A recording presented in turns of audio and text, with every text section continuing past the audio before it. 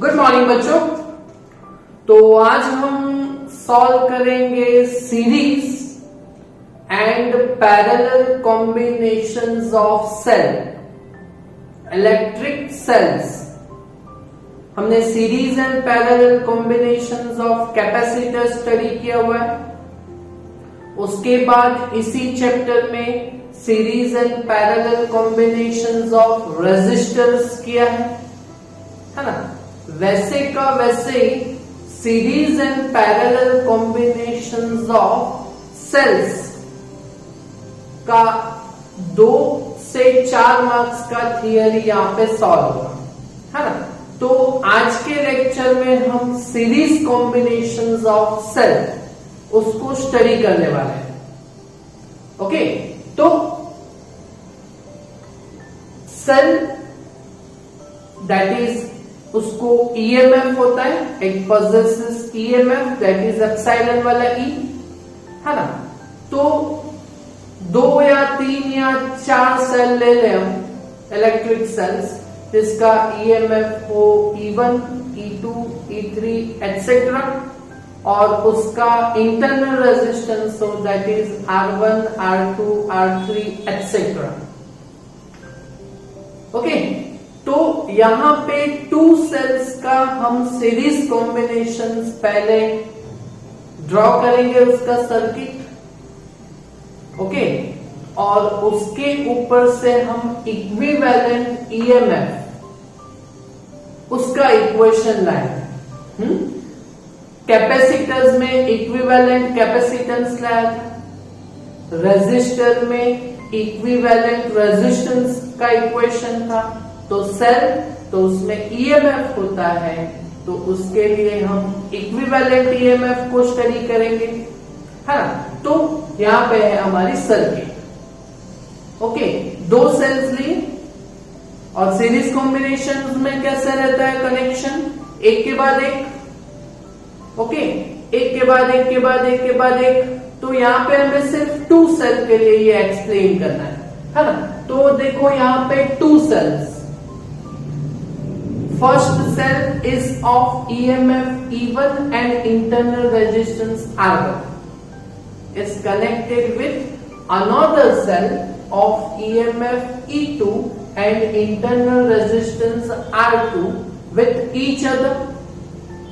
एक लाइन में, तो ये कॉम्बिनेशन हो गया series.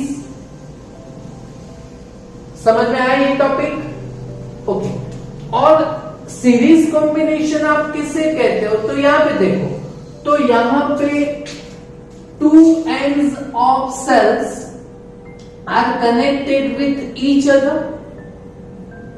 2 ends of cells are connected with each other and another 2 ends of cells are open, free, then this type of combination is called series combinations of cell। समझ में आया? Once again repeat करते हैं, when 2 ends of cells are connected with each other, and another 2 ends of cells are open, free, then it is called a series combinations of 2 cells। और इस circuit में हमने E1 EMF और R1 internal resistance की battery के साथ E2 EMF और R2 internal resistance की बैटरी दोनों सीरीज में एक के पीछे एक कनेक्टेड किया गया हुआ है यहाँ पे।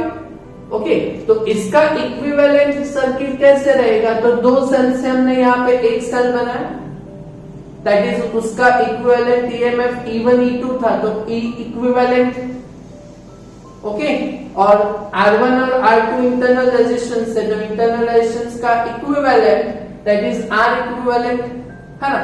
तो इस सर्किट 2 सेल से हम ये एक प्रॉपर सर्किट दिखाई यहाँ पे। क्लियर? ओके, तो हमें क्या करना है?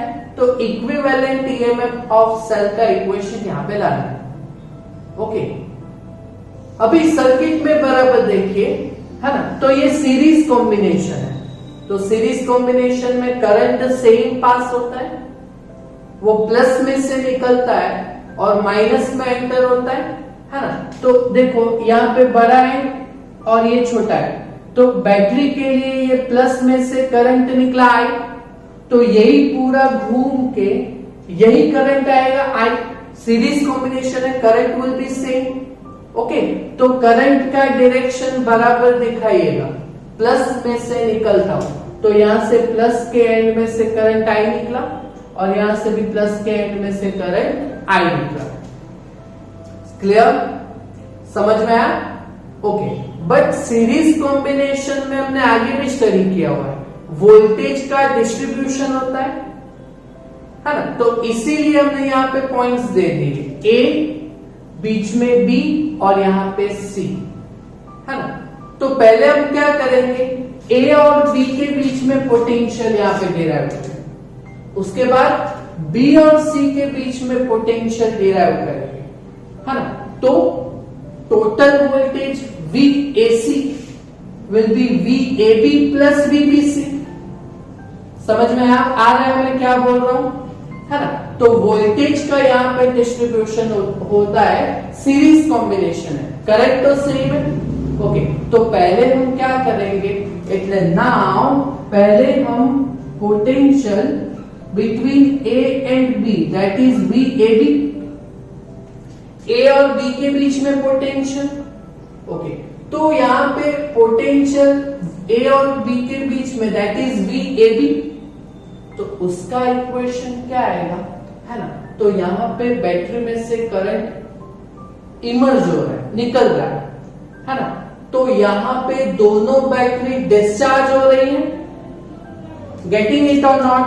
हमने सेल्स में चार्ज और डिस्चार्ज का टॉपिक समझा था, relation between voltage, terminal voltage V and EMF E के बीच में रिलेशन समझा है ना।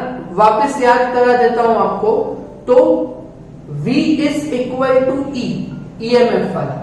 अगर बैटरी चार्ज हो तो plus IR, V is equal to E।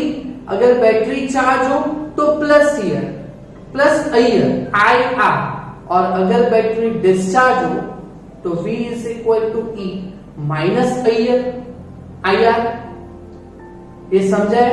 यहाँ पे दोनों बैटरीज में से करंट निकल रहा है, तो ये दोनों बैटरीज डिस्चार्ज हो रही है ना। तो इन दोनों के बीच VAB that is terminal voltage, V is equal to E, discharge हो रहा है that is by minus IR। तो E1 R1 करंट तो सेम ही पास हो रहा है I, है ना।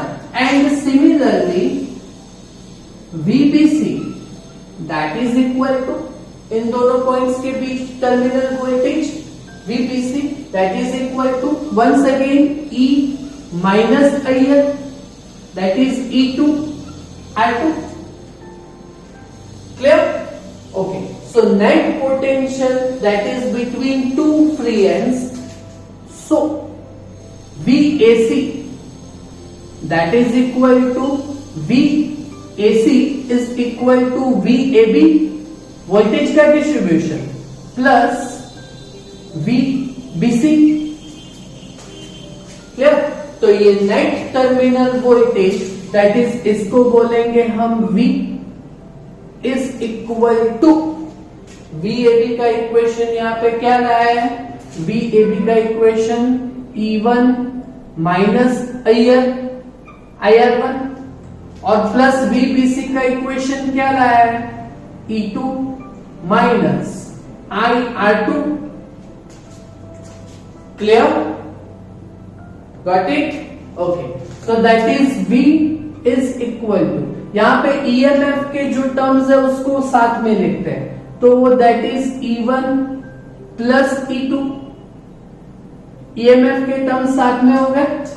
ओके, और IR वाले दो टर्म्स में माइनस IR1 माइनस IR2, अगर माइनस I कॉमन लेते हैं हम, है ना, तो that is R1 plus R2। समझ में आ रही है? है ना।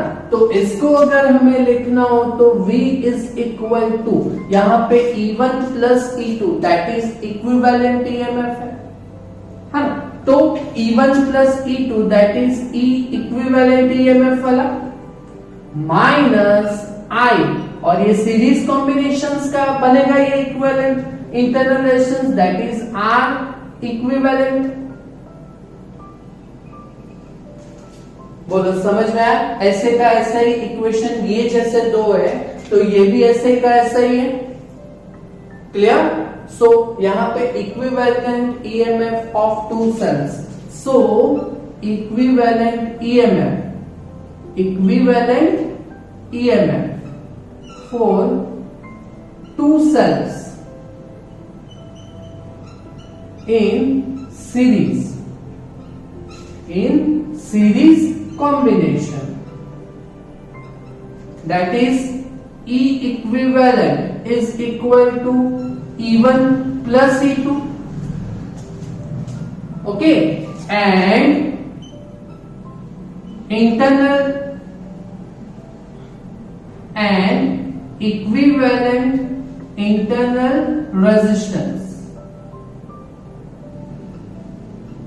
that is R equivalent, okay, तो R equivalent that is R1 plus R2। बोलो समझ में आया? ये थ्योरी हमारा खत्म हो गया यहाँ पे। ओके, अगर ऐसे हमारे तीन सेल्स होते है ना, तो यहाँ पे एक और टर्म आता है ना, तो यहाँ पे E इक्विवेलेंट में यहाँ पे E1 plus E2 plus E3 आता है ना। तो E equivalent is equal to for three cells E1 plus E2 plus E3 है ना। तो ऐसे n नंबर्स ऑफ सेल्स अगर सीरीज में हो तो equivalent EMF E equivalent is equal to E1 plus E2 plus dot dot dot dot EN रखा है। समझ में आया? और R equivalent R1 plus R2 plus dot dot dot dot RN तक होता है ना। तो ये है equivalent EMF for two cells in series combination, that is E1 plus E2 plus. Okay, clear? Okay, दूसरी बात, अगर यहां पे टू सेल्स अपोजिंग में होते, ये सेल ऐसे, तो अगर ये सेल ऐसे होता है ना, सामने सामने प्लस माइनस की जगह पे प्लस माइनस और ये माइनस प्लस होता, समझ में आ रहा है? तो यहां पे ऑपोजिंग कंडीशन अगर होता है ना, तो ऑपोजिंग कंडीशन में यहां पे क्या आता, यहां पे E1 प्लस E2 की जगह पे E1 माइनस E2 होता है ना। But equivalent resistance, internal resistance, वो तो क्या R1 प्लस R2 है। क्लियर? समझ में आया?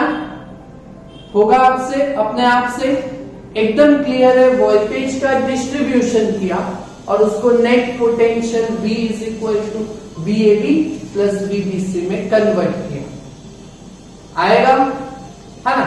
ओके, तो अब इतना टॉपिक आप अपने आप से कीजिएगा। Okay, thank you very much.